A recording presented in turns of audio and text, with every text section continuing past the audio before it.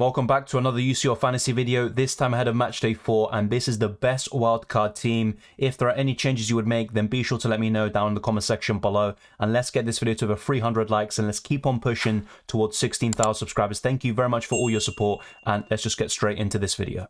I would argue that the goalkeeper position is probably the hardest to fill. We have Alan, who obviously got sent off against Marseille, and Mignolet is probably the best like-for-like replacement. I'll be talking about this in my team selection video as well. And Lunin should start in Matchday 4 based on what Ancelotti said in his press conference. He was talking about Courtois definitely being available for El Clasico next weekend, but that might be too much of a risk to make him travel away to Shakhtar Donetsk. So Lunin should start once again, but in the long term, he won't be the solution. But for 4 million, it's not really a big deal, and it does give you a lot of money to invest in the outfield players, which is the most important in my opinion. Now I have to say, Mignolet and Club Brugge have been the biggest surprise of this season's Champions League so far. 3 clean sheets in 3 games, and they're top in the group with 9 points, and they've got Atletico Madrid in there, and they're bottom, so that's absolutely sensational. And Mignolet around this price, 4.7 million, is the absolute best option, so I would go for Mignolet and Lunin on the wild card, but I do recognise that in the long term, this might not be the best goalkeeper pairing. If you are prepared to invest a bit more, then you could just go for Neuer and save yourself a headache, but that is a lot of money to invest in that position. On the wildcard, I would go for Di Lorenzo, who I also talked about in my Limitless team video. He is at home to Ajax, and he also faces Liverpool fairly soon, but I still think he's a fabulous option. He was man of the match in Matchday 3. He's insane with ball recoveries, and he's got good attacking threat. And Napoli, in my opinion, are one of the very best teams in the world at this current moment in time, and they are unbeaten in all competitions so far this season. Upamecano is probably the best Bayern Munich defender, especially with Davis potentially being out for the rest of the month after their game against Borussia Dortmund. He was subbed off quite early, so that is a bit of a concern. Then you've got Lucas Hernandez as well, who is injured. He would have been my favourite. So Upamecano, I think, is the best option. And Bayern Munich, I think, will keep 1 or 2 clean sheets across the next 3 remaining games in the Champions League group stages. Joao Cancelo speaks for himself. Of course, wait and see what the Man City lineup is, and there is a chance Cancelo is benched for that, although he tends to start all these Champions League games. But be very careful and check the lineups before the 5:45 UK deadline on Tuesday, and be sure to tune in for the deadline stream where we're going to be locking in our teams as well.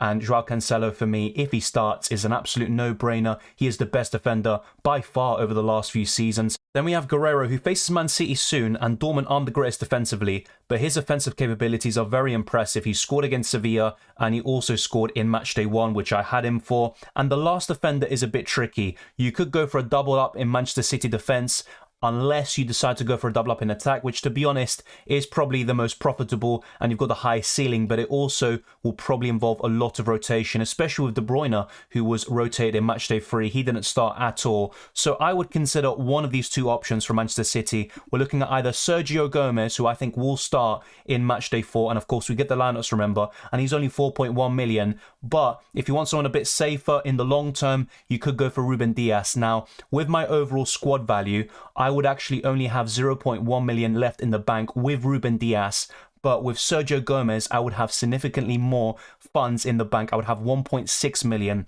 So let me know who you would go for. Ruben Dias, Sergio Gomez, or maybe someone else entirely. I'd be very interested to see your thoughts. And I have to say, personally, at this moment in time, I am favouring Sergio Gomez because it also gives you more money to invest in other positions, including the goalkeeper, where you might want to do Lunin to Courtois in the weeks to come.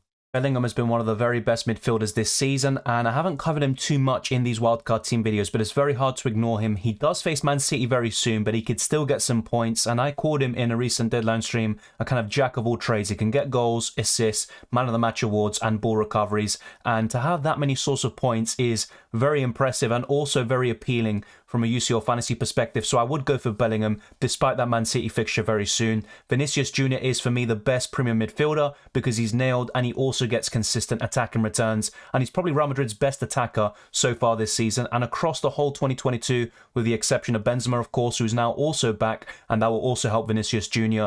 Leroy Sané as well for me is the best Bayern Munich midfielder. He offers insane value, and I would just go for him, period. In any kind of chip, any kind of plans or transfers, I would go for Leroy Sané, and he's even a great captaincy option, probably my favourite when he does play on that day. And then I've gone for a double up in Napoli with Kvaratskhelia and Anguissa, and I can't lie, I never expected these 2 to be this good, but both of them are getting consistent attack and returns. Anguissa is always getting 8 points or above. He can get ball recoveries. He also gets a lot of assists, and he can get the occasional goal. He scored twice in Serie A in a recent match, and he's looking so good. And as for Kvaratskhelia, I've heard very good things about him before this season, and now I know what the hype is about. He's a really impressive player, and he caught my eye against Liverpool, and he just keeps on going, and he got a 10-pointer against Ajax, which I had him for on the wildcard, so I'm very happy with him, and I think they offer just absolutely incredible value, and all of these midfielders will do a great job.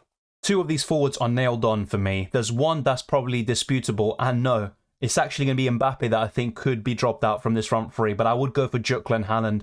When you look at the value that Jutla offers, he's the highest scoring forward in the game right now, and whilst I'm not expecting a return away to Atletico, he's definitely capable, and Club Brugge are top of the group, like I said earlier, and they're one of the kind of dark horses, you could say, of the tournament. I'm not saying they're going to win it, but they could go quite far, actually. And if they keep on playing like this, then why not? It'd be great to see.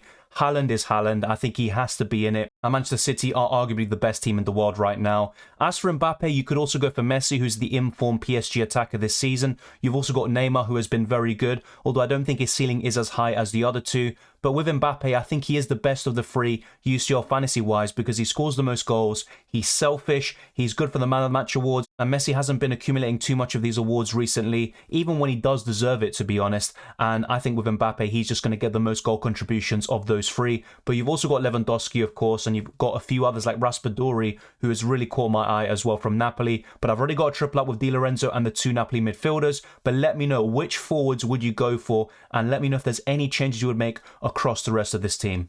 We have 8 players playing on the Tuesday and 7 on the Wednesday, so the opposite of the best limitless team, but there's a good structure here. In terms of the captaincy, I would go for Haaland on the first day and then Sane on the second, but you have plenty of alternatives, especially on the 11th of October with Vinicius Jr., Mbappe, and even Bellingham, I would say. And you can take more punts on the Tuesday in terms of captaincy because you've always got the other captain to fall back on, just in case the Tuesday captain fails. It's a bit different on the Wednesday. You want to be a bit safer when it comes to the captaincy there. That's the way I approach it. But I always kind of just look at it and think, who do I think is going to score the most points this day? And I would go for Haaland and Sane. I think they are two of the best options this week. If you enjoyed this video, found it useful, be sure to smash the like button and subscribe for new. And let's get this video to over 300 likes. And we're very close to 16,000 subscribers. So let's keep on pushing. You can follow me on Twitter and Instagram, DylanRCM. And also check the links in the description below to become a patron or a channel member. We now have over 60, so thank you very much. And you can also join the Discord server and the UCL Fantasy League. So all of that is there.